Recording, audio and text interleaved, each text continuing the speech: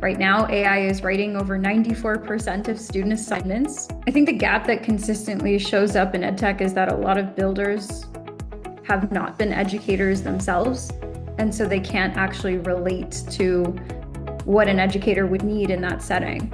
Without a champion, someone from the school to actually drive something like this forward, the new adoption of a tool, without the genuine support from the educators, and without some level of enthusiasm from the students, the whole thing shuts down. The way you stand out is based on how human you are. I think it's not a question of them being slow to adopt because they want to or because they've overlooked it. I think it's because they didn't know how to. I think if teachers want to make a change, it's coming from something internally in their classroom, and then again, we're just unblocking them to solving a problem that they have. Like, that's, no one wants that. It should be clear value from, if not day one, week one. If a student can't explain it, they really don't understand it. So, hello everyone, and welcome to this new episode of the Learning Shift podcast. In this podcast, each segment has a shift associated with it. So, the theme might be going in from adoption to classroom enablement, or from implementation to continuous progress. And as with every other episode, I am joined by one of the powerful voices in the education community, Melissa Morgan, who is the co-founder of CoralTalk. Welcome to the show, Melissa. It's a pleasure to have you here with us today. Thank you so much. It's lovely to be here. Awesome. So I'm Shreyas. I'm the director of strategic partnerships at Tomo Club. And today's theme is all about the tool adoption, real classroom change, how can assessments be customized, and what does that shift actually look like in a classroom?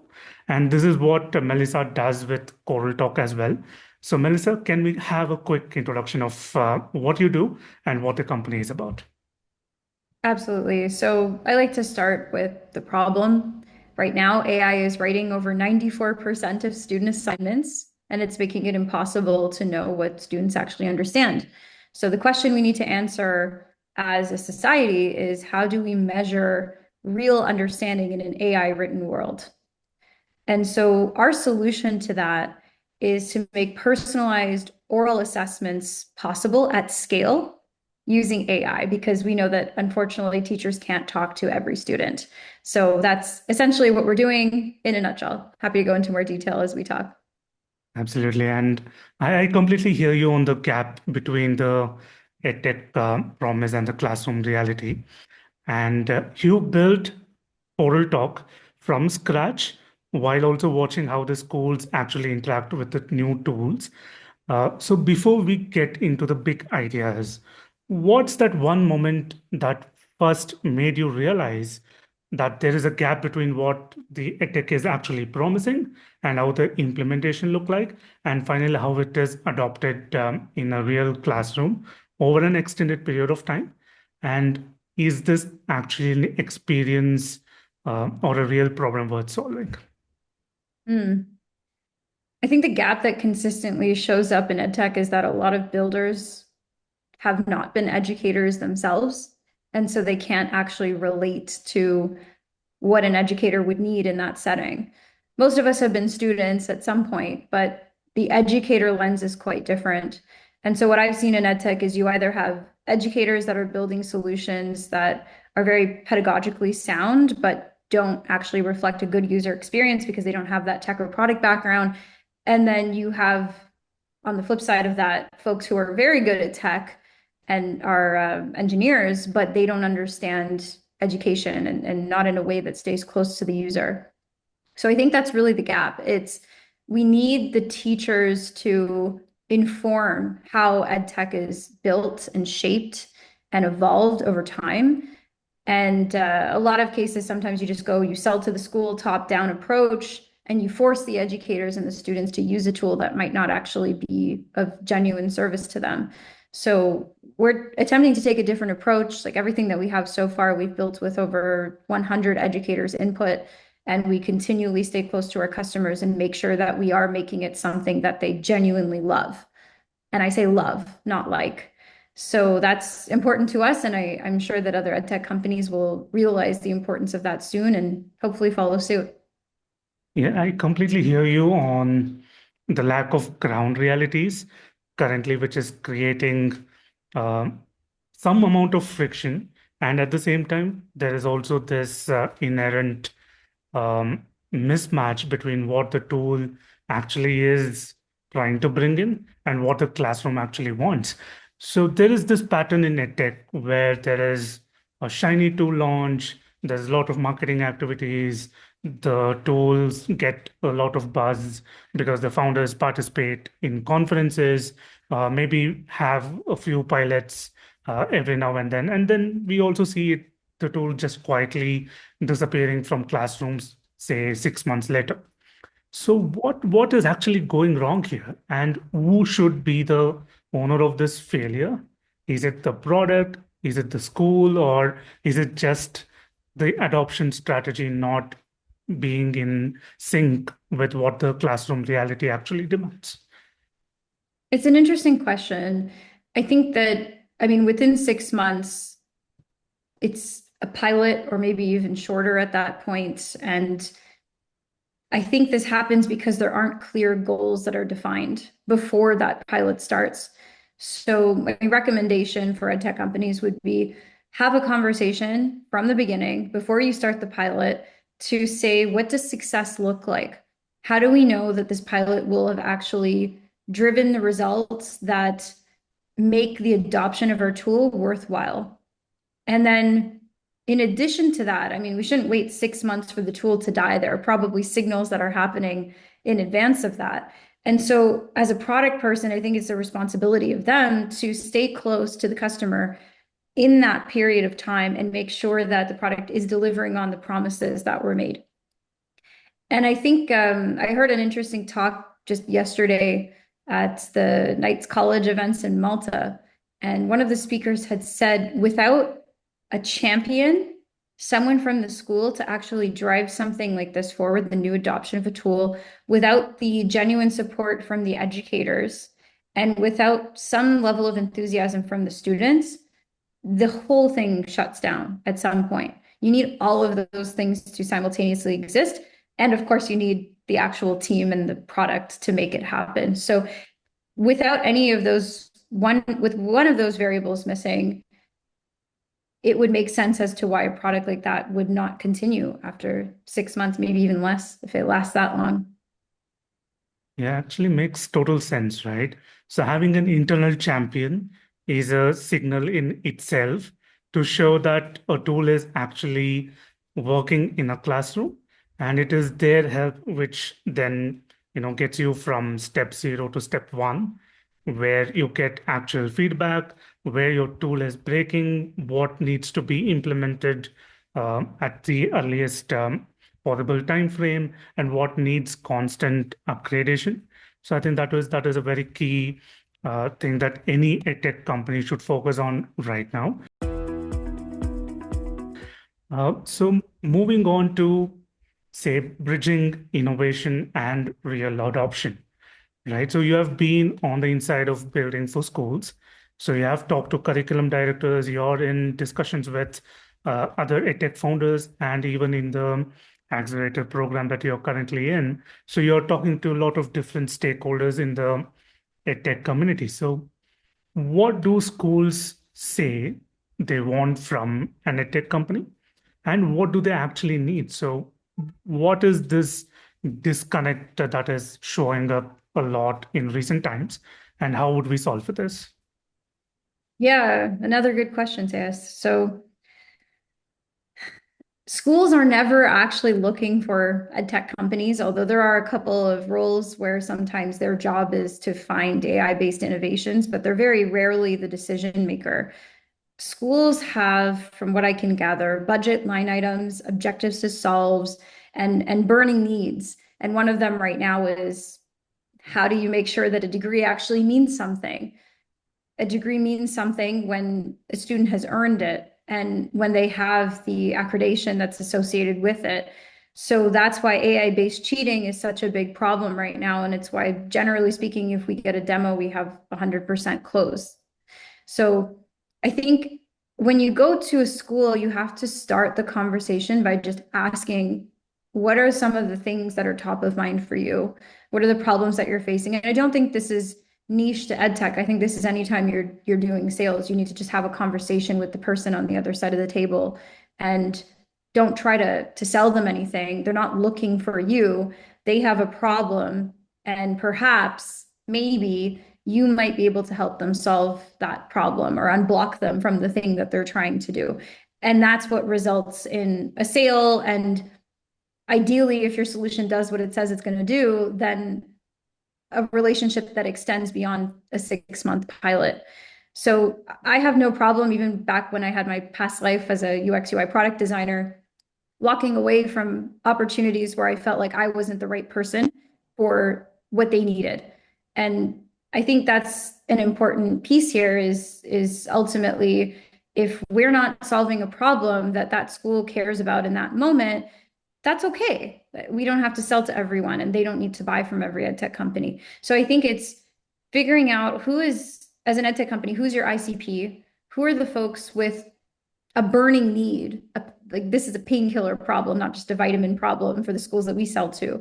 But for some schools, this, what we have, CoralTalk, might be a vitamin problem, in which case that's cool if they want to find us, but we won't put the time into actively trying to have those discussions because we know from our research it might not be the right time. And timing is a massive part of whether a tool gets adopted or not, especially in ed tech, as I'm sure you know with your experience.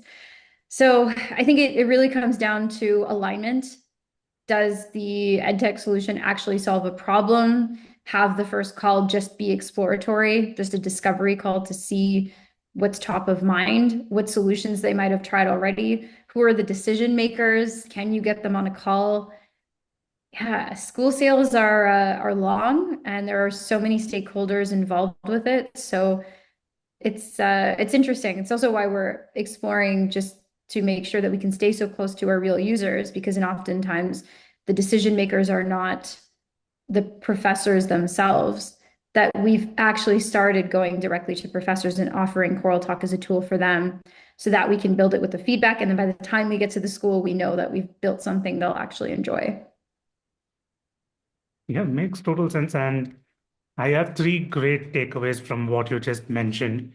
So, one is to have your research spot on, to have the complete understanding of the budget line items, your ICPs, their timelines, their needs and requirements. So, I think that is a very good catalyst for how your program gets adopted. The second part obviously comes down to how close are we to addressing the classroom needs and requirements, and in a way to do that where the teachers are not burdened further and they get some sort of respite from what they're actually feeling and what they are actually made to do, sometimes against their wishes. And in most cases, these are all the extra times that an educator would be spending. And finally, I think there is always the need to be able to listen to what the people that actually use your product have to say. So having this internal champion, having them give you the feedback from time to time, and you implementing that feedback in the next product updates and doing so consistently. It's not just a one-time game or a two-time game. It has to happen gradually over the entire duration of how your tool is implemented. So I think these factors will definitely help us be more connected to the ground and at the same time understand what the schools actually want, not from what they are just saying in a conversation. It's about us reading between the lines and making proper analysis and not just go by the assumptions. So great points so far. So from the builder, let's move on to the teacher reality. So when a teacher is usually handed, say, a new tool, it is accompanied by, say, a 45-minute or a couple of PD sessions. And then we expect uh, the teachers to change how they teach. So from your experience of building CoralTalk and also talking to people across different levels of education, so you have done both for high schoolers and now for higher ed. So what does real teacher adoption actually require?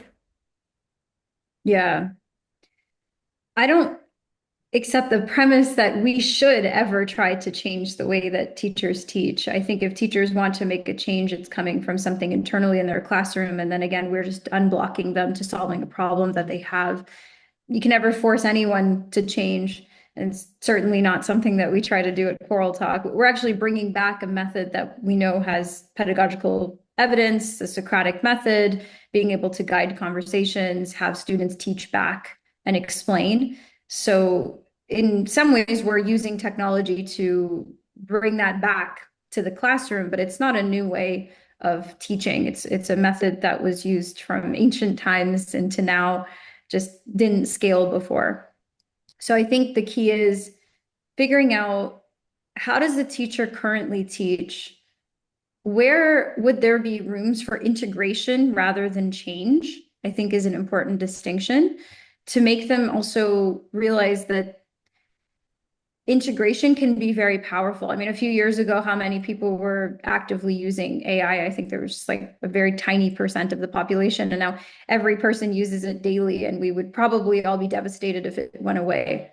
And so if you can get someone just to try out a tool and show them signs of magic right away within the first few minutes, have them realize that there's going to be more value add than pain to learning this thing, then they'll feel empowered rather than intimidated. They'll feel like they're in control and excited instead of overwhelmed and concerned.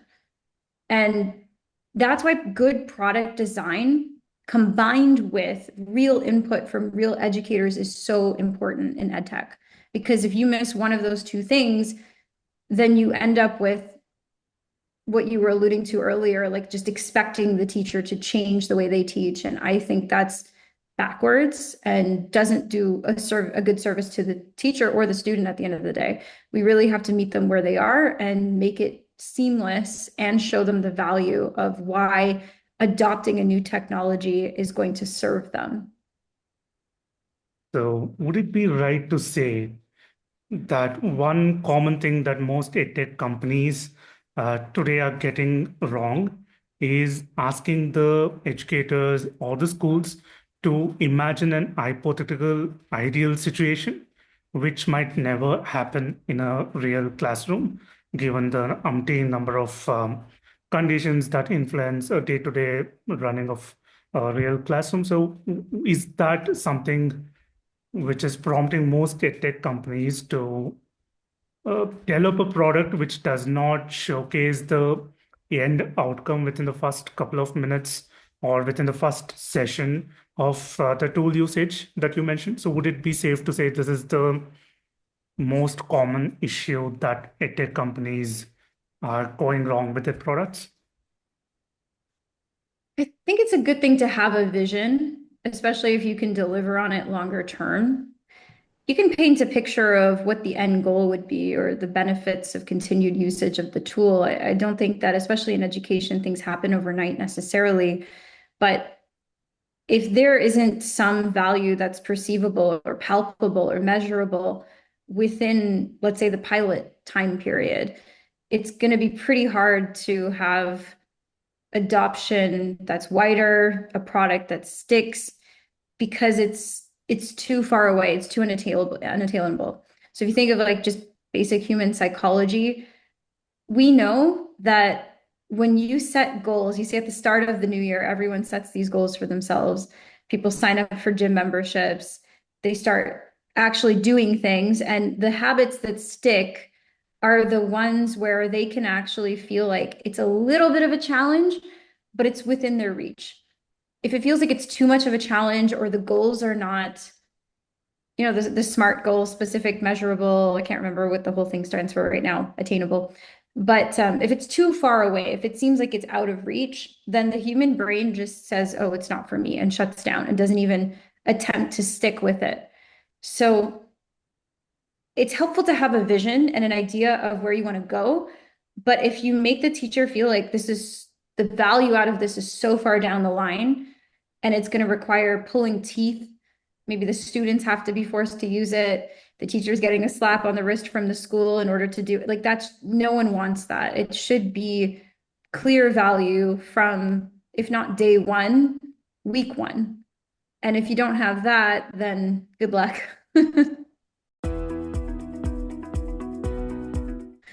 Yeah. And I think you brought a very valid point here around adoption. And this is something that we as a team also internally push on. So a lot of edtech adoption problems are, in a way, just change management problems and not product problems. Would you agree on that? And a quick follow-up on that. So if you do agree, whose job do you think it is to solve this change management issues? Is it dependent on the edtech company? Is it on the school district, or is it someone in between? I'm curious to hear your thoughts on that, actually, before I answer. Love to hear what you have to say. So the one common thing that I usually see, which I think we have also discussed in the previous questions, is about the lack of context. So a teacher who is, catering to 30 different students who might have 30 different needs all at the same time, while having to complete the curriculum, while having to, use your tool and then bring out the desired outcomes, which are then acceptable by the board or by the parents. So I think this is where when a program or a platform creates friction. So that is a short way to a failure mode, because then the teachers themselves would not have the right bandwidth or the right mindset to actually deal with it. And the second thing that I usually see is whenever there is a PD session going on for a particular tool, then it is, you are putting this additional pressure saying, this is my way or nobody's way. So that is also creating a lot of resentment towards the tool, even though the tool might have a lot of positive outcomes to be given during the course of the program or during the session underway. So I think these are some things which I feel is a collective problem to be solved. It's not just an individual problem. So it has to be the edtech company, the school districts, the educators, because most often I see school leaders not involving the people that actually use the tool. And this might be one other friction that we need to solve as well, because we are not like any other SaaS program or a SaaS-based tool.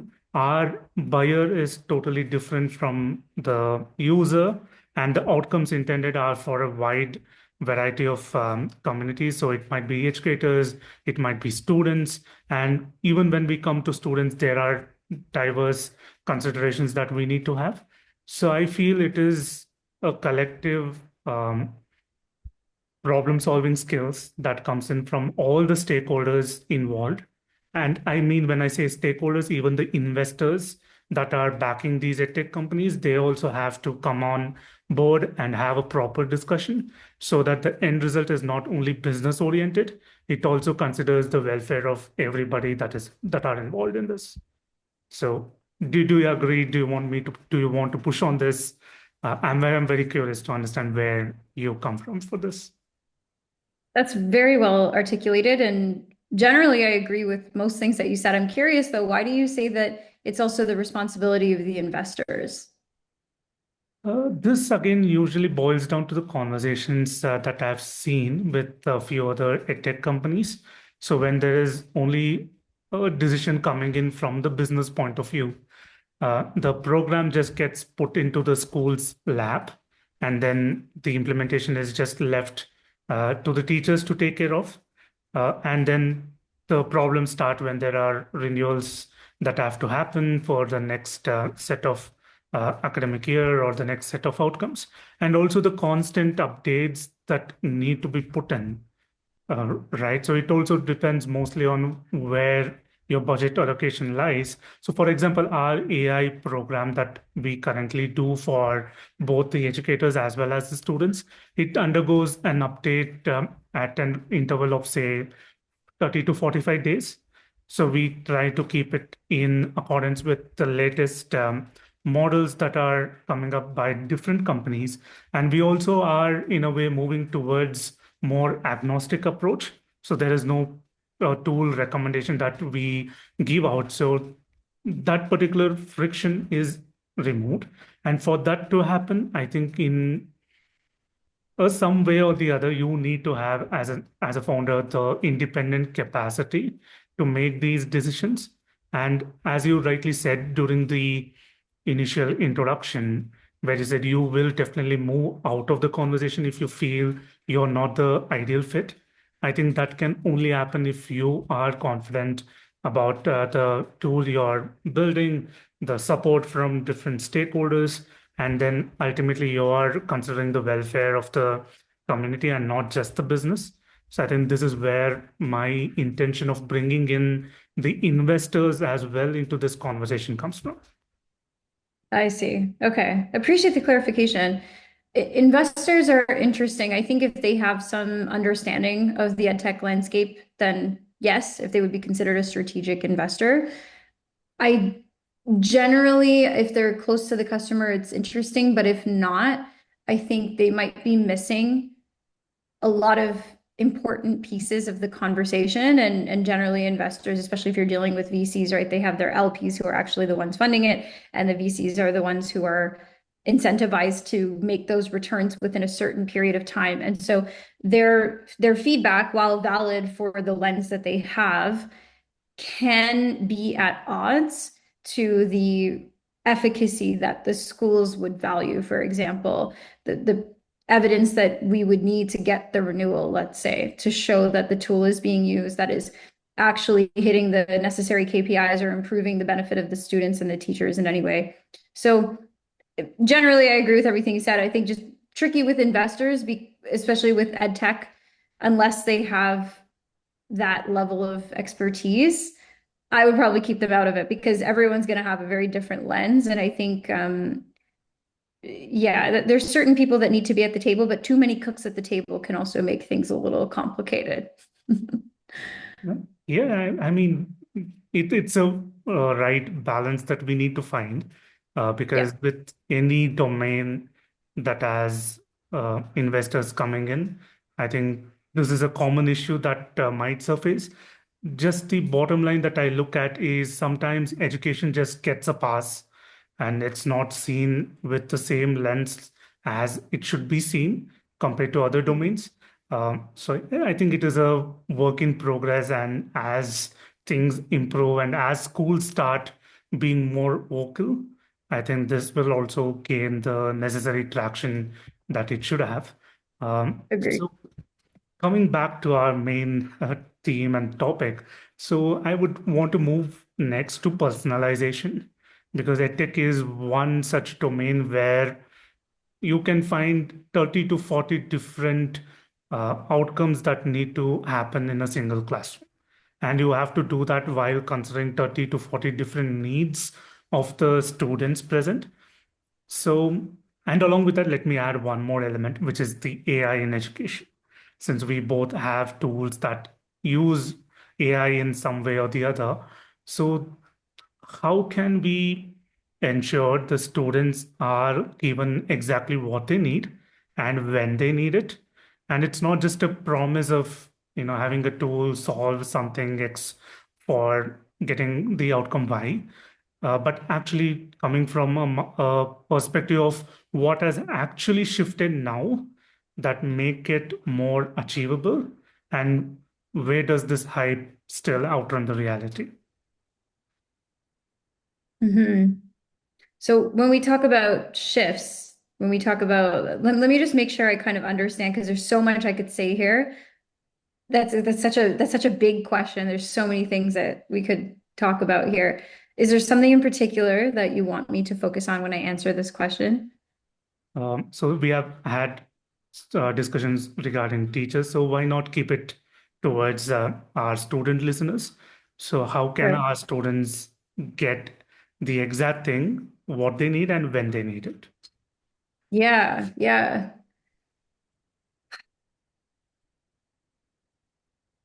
I think students are interesting because they change so much over the course of their academic journey from when they're a child. Like if we're talking about a 5-year-old student, it could be a very different type of level of personalization that's required when you're 18, 19, and maybe more self-aware in university.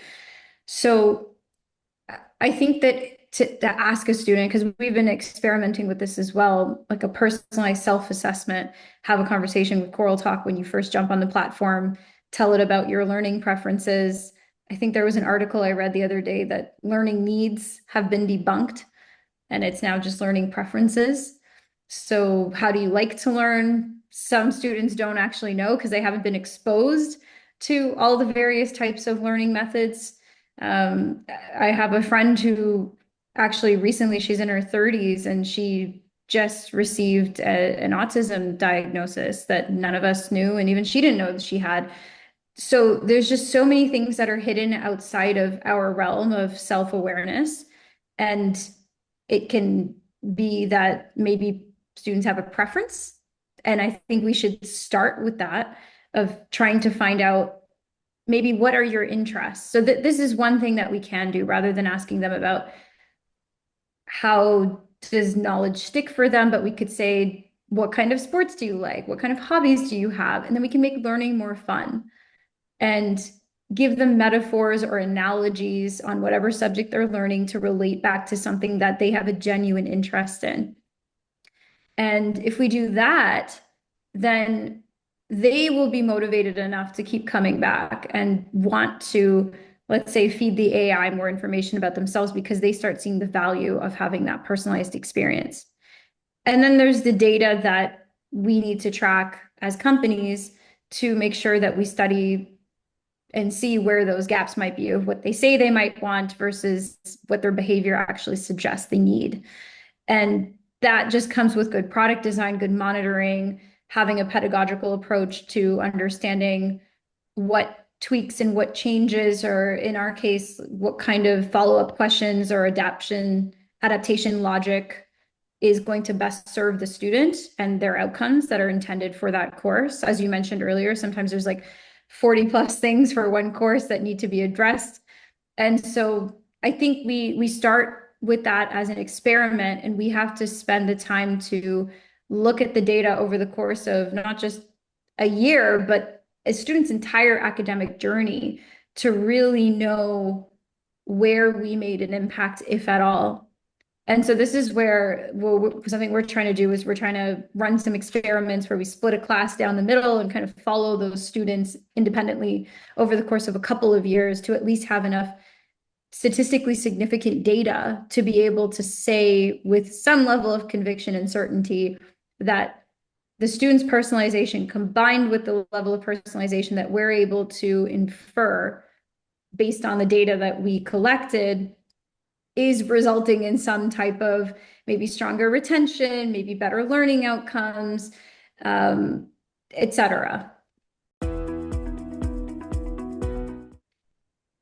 Yeah, I think so. To just summarize what you said, we are blessed to be living in a age of technology. So I think leveraging technology to make it more personalized is a very good way of ensuring the students get what they need. And also, I feel in some way, if there are varied learners, like somebody who is kinesthetic learner, somebody who just wants text based. So I think technology has the power to go deeper and address these individualized needs.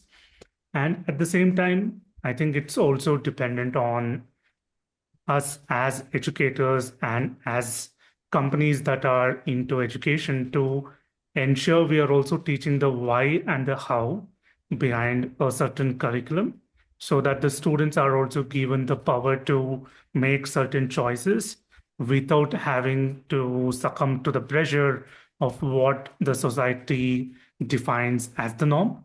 So I think these are really critical for the students to also understand. And this is where I think AI has a lot to offer.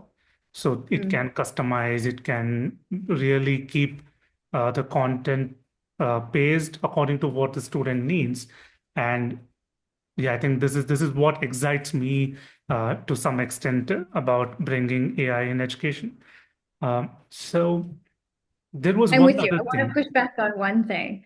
When we say what the student needs, that's what I was talking about. Even when you say learning needs, so that's what I was saying. Apparently now has been debunked. I mean, probably still up for debate, but the student level of self-awareness for what they think they need can be actually quite different. And that's where I think the power of AI lies, is to figure out maybe as a starting point, yeah, we'll start with your student learning preferences, but then to be able to look at the real data and to measure and say, we know you think you're a kinesthetic learner, but actually you're this type of learner. This is what's more effective for you. These are actually the things that are helping you retain the concepts better. That's that added layer of power that goes beyond just a self-assessment and provides behavioral input that I'm really excited about for AI. You just read my mind because I was coming to the exact same question because you've always been a proponent for the ability to explain your thinking out loud, to articulate, to defend, and reason in real time. And it is becoming one of the most critical skills a student can develop and have it in their uh, library of other skills that we classify as human skills or executive function skills. And it's also one of the most overlooked skills currently. So, why is that shift happening now? And why are schools very slow to respond to this? I believe that the shift is happening now because AI is writing better than a lot of other folks could write previously. And so we've now even leveled the playing field in a number of ways. And how does someone stand out when AI can write content, create visuals, design, code, build? I think the way you stand out is based on how human you are, how good of a communicator you are, how memorable you are, how you make someone feel after you have a conversation with them. And those are the skills that I think, can attempt to replicate, but will never do a good justice, never do a good job for. And regardless of the role or the position, or even if you don't have a job, you're never going to hurt yourself by developing better communication and critical thinking skills. That can only ever serve you. It's going to be applicable to every area of your life, any relationship that a student has at any age. That is a skill that will serve them. Your second question is, why do I think schools are taking so long to see this and adopt it? I think it's because even though I think it'd be hard pressed to find any educator, anyone who works at a school that says we don't want to talk to every student or we don't think that those skills aren't important. In fact, it's quite on the contrary. Schools are scrambling right now to bridge the gap between what companies are saying they want and what they are outputting in terms of the students graduating from that course. And the companies are now saying, well, we want durable skills, we want soft skills, we want critical thinking, we want those things that separate what an AI employee can do compared to the human. And so I think it's not a question of them being slow to adopt because they want to or because they've overlooked it. I think it's because they didn't know how to. They didn't have the means, they didn't have solutions like the ones that we're building. And so what else can they do? It doesn't scale to have an educator talk to every single student, to personalize education, to track data over the course of a student's academic journey, even when they switch schools. Like these things just weren't possible. And so I think it's just a pivotal point now where technology is enabling schools to do something that I would bet or hope at least many of them would want for all of our students, is to become better communicators. And I think that we're close. I think that we're on, as a society as a whole, as a global stage, I think we're on the precipice of an emphasis on communication, of soft skills, durable skills, as they're being called now, and an increasingly pressing need to become more valuable in the eyes of, let's say, employers compared to AI. And as much as, I mean, that's a sensitive topic that maybe we can save for another podcast. We'll go down and open up a can of worms there. But I think to deny the existence of AI employees at this point, you can deny it, you can disagree with it, you can argue about the ethics of it, but that's not going to make it go away. And so we can bury our heads in the sand, or we can actually acknowledge that this is real and we're going to need to have skills that separate us. And it's not a bad thing. I mean, AI revolution is like another revolution we had with cars. Where were we going to be upset that we're replacing horses and what are they called? Carriages, right? Are we going to be upset that we built roads, that we came out with cell phones where we can now be accessible, we can track everyone's location, where we have computers in our pockets at all time? I mean, yeah, sure, you can argue that, and I would agree in many ways that that technology didn't necessarily make us better on a whole, but to pretend like we can just refuse it in our school and ban it, like I've seen several schools try to do, good luck. Let's see how that goes for you in a few years. Thank you for reframing it so beautifully, and the analogy just makes it so much more sense. And it just gives this idea that AI is going to be a partner and not a replacement for anybody. Even Sam Altman is finally arriving at that same conclusion, which frankly gives me a lot of hope to see that more schools are open about talking about AI and having a conversation around adoption of AI in education. So there is one other thing that I want to talk specifically regarding assessments. So let's just say for the educators who are listening right now, and they buy into the argument that the spoken explanation is a much better measure of understanding than the written assignment, especially when there are so many different AI tools that can write almost to an identical human voice that you feed it. So, what's one practical step that doesn't require, overhauling their curriculum or them attending one more PD session, which might just become an additional burden? What's one, can you repeat the question? So, what's one practical step that they can take to ensure this does not become an additional burden to them, but is actually solving for a real need, which Mm. I think, frankly, we also had this conversation on LinkedIn a couple of days back, where we stressed that assessments also need the update when the learning outcomes and the learning experience itself is adapting at such a fast scale. So, how would a teacher listening right now would ensure switching to this oral assessment might actually do them wonders and help them at least relieve some administrative burden that they currently have to undergo after each testing season? Sure. So just to clarify, I don't necessarily think that oral assessments are the best for every use case. I think they are significantly better for most nowadays. However, we do have the ability to run oral defense. So that means a student can write their essay, the written component, which I think is still important for students to know how to do, even if it's using AI, because you're going to do that in the workplace. So it's not a bad thing to use it and get familiar with it.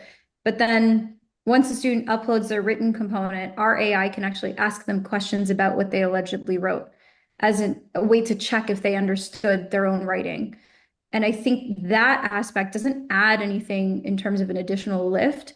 It doesn't necessarily mean that the educator needs to change the way that they work. There are ways to build in oral assessments in a way that doesn't feel like it's oral assessments for the sake of oral assessments, or bigger picture, our tool aside, AI for the sake of AI.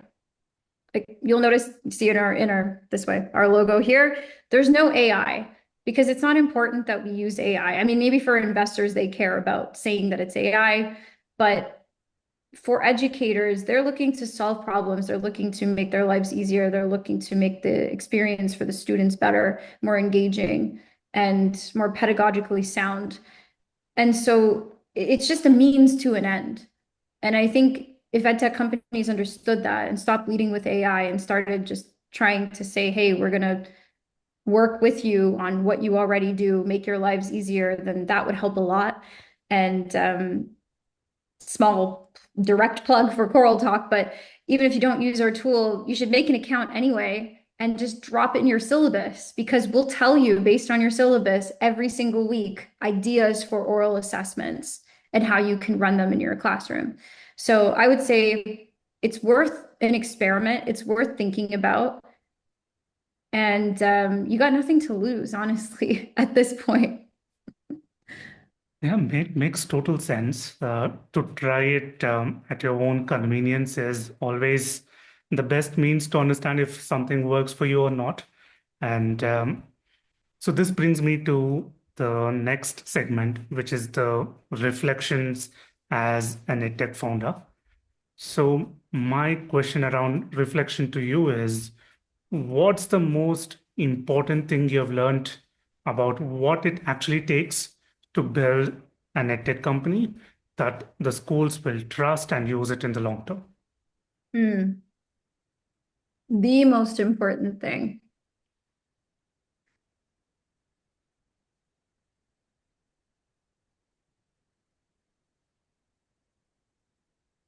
I think it's the validation from real users in their school.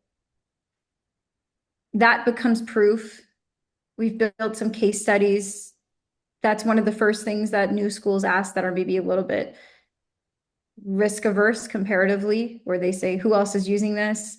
What kind of evidence do you have? And when they see the case studies, when they hear that we have 100% retention, when they hear that our students love the tool and the teachers love the tool, and I'm like, here's a list of people you can talk to that are CoralTalk users, they realize, oh, okay, that we're not the first ones. We don't want to be the first ones. And very rarely do people want to be the first to adopt a new tool. That's why first adopters are rare and gold when you find them in EdTech, but you have to start somewhere.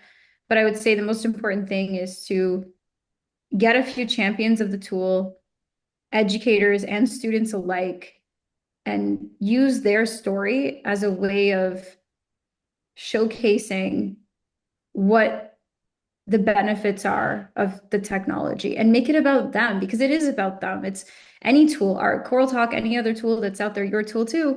It's a means to an end. It's meant to serve a purpose. It's meant to deliver on helping the students, helping the teachers, making their lives easier, improving the school's bottom line.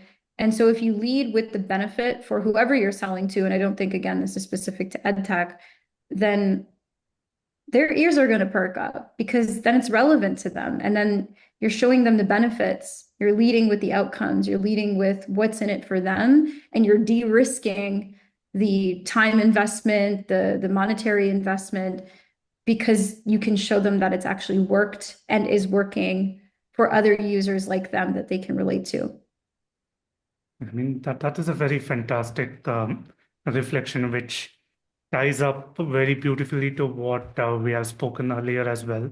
So having an internal champion is very crucial. And as you rightly pointed out, it's a gold mine that any tech company should have. So now, if I may be so daring to ask you to stay unfiltered and tell me one thing that you got wrong early on that you had to unlearn, um, and how did you find out that you were wrong? Yeah. Okay.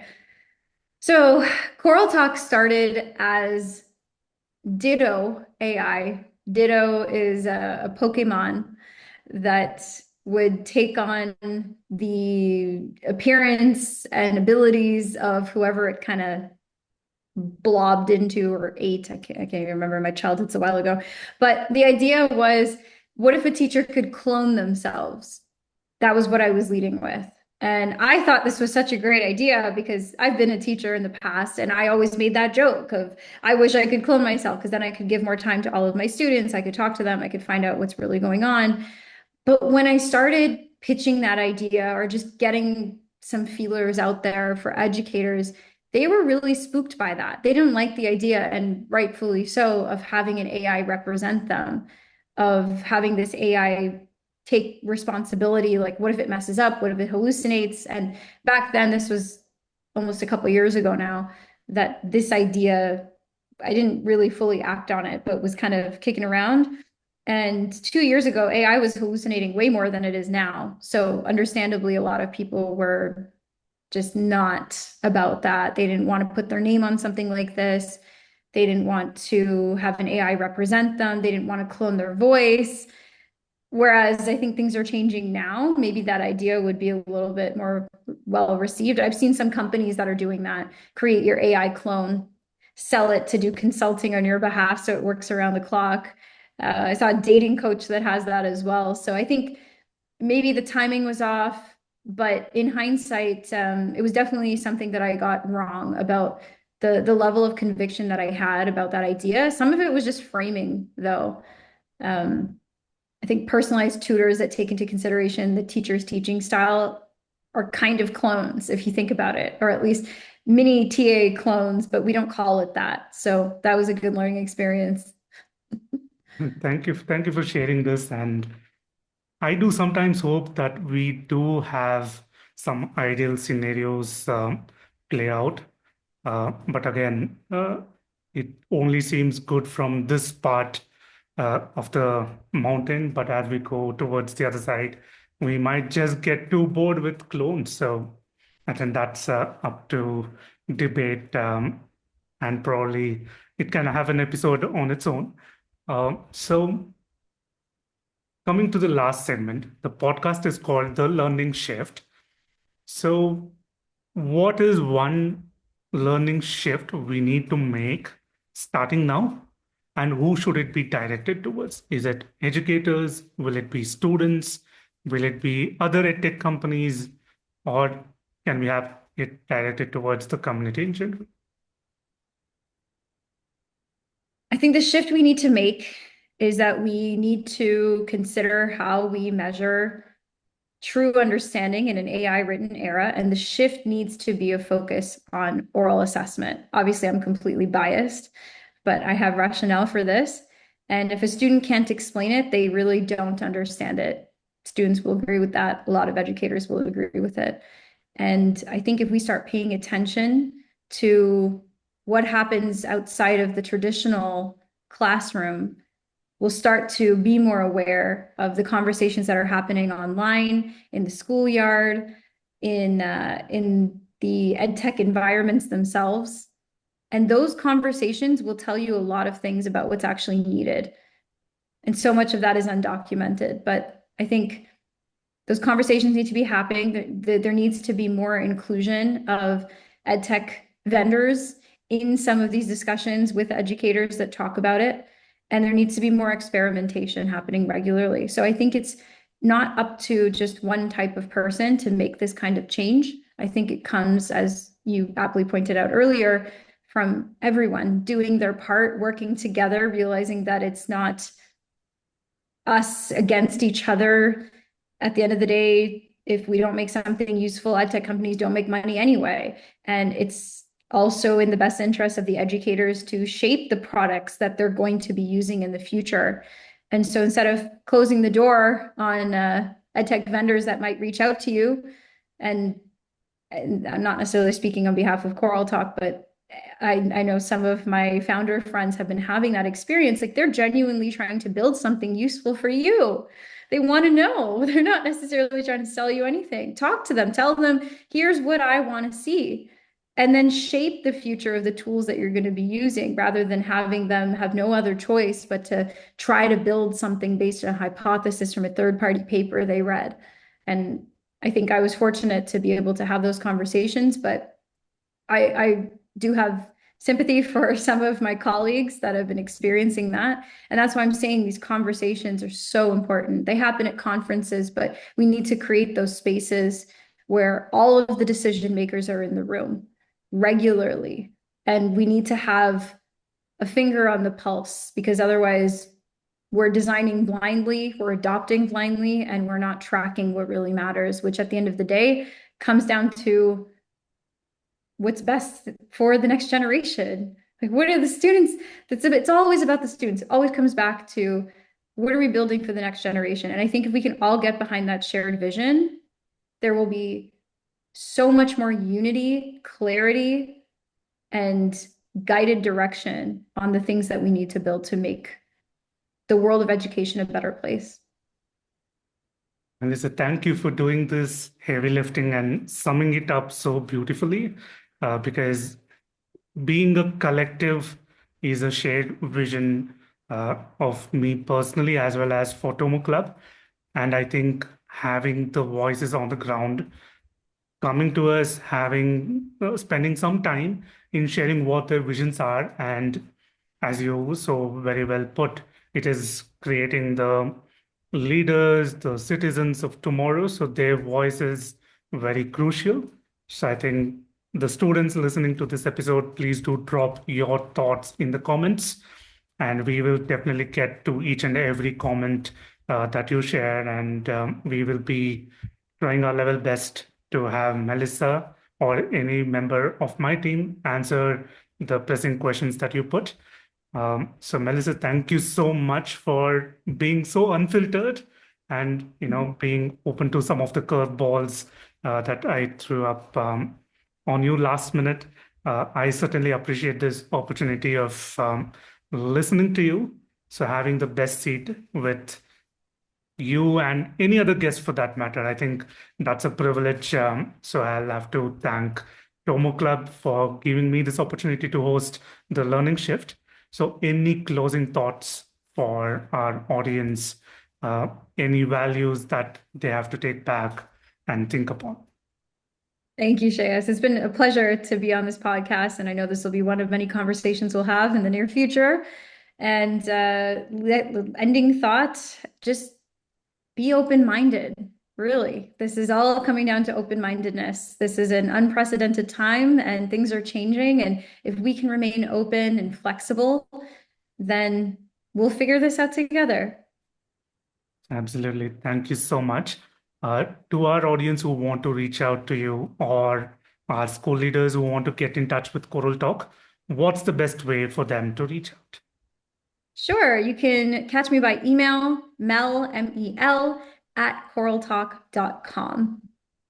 Absolutely. And we will also make sure to include Melissa's contact and LinkedIn profile in the description. Please feel free to check out the posts that she posts on LinkedIn are quite amazing. So you can continue interacting with her on LinkedIn or through email. With that, this has been such a insightful conversation, which we will be bringing back to you with another super guest in the next episode. So until then, please take care. This is Shreyas, your host, signing off.